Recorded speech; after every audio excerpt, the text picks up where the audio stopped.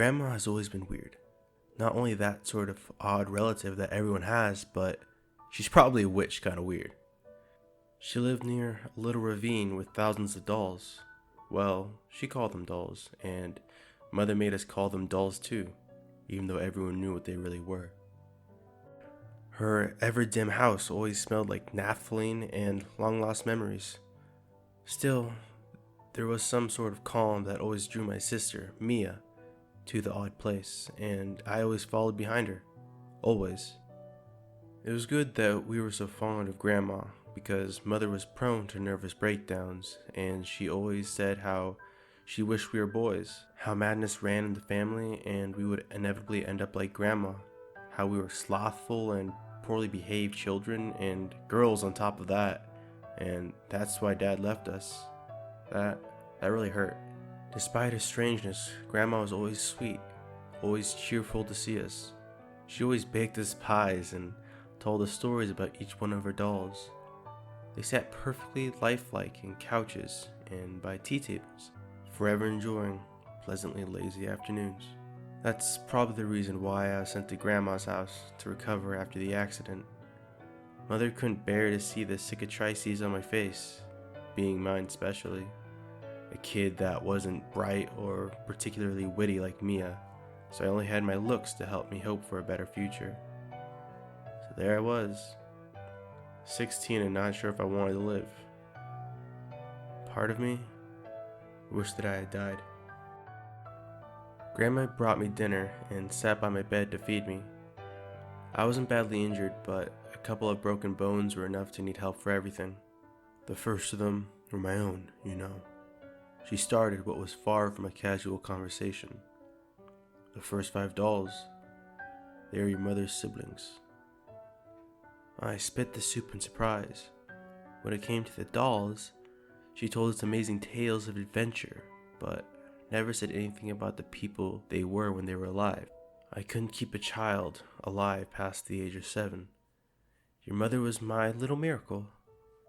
I was already pushing 40.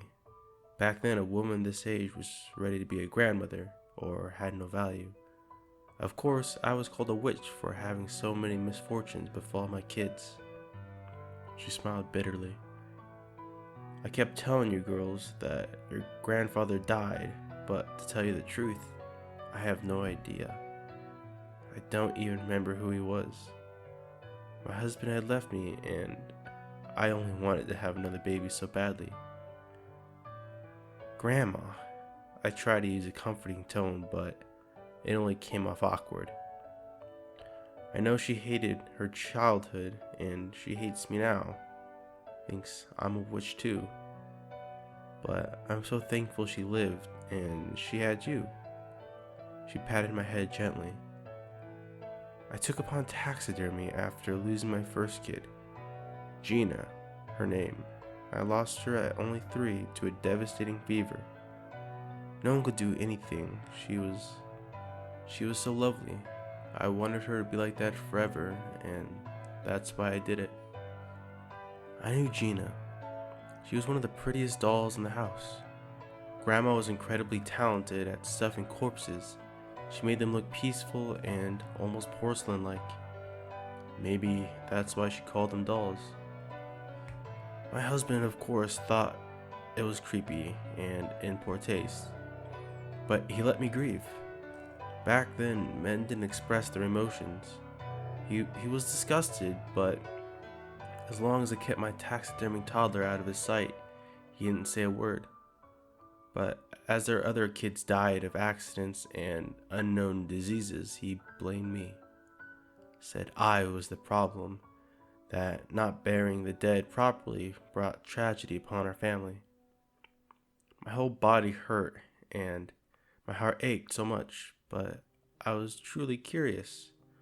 I wanted to know where the other dolls came from. When he left and I was childless for years, my dolls were the only reason to live.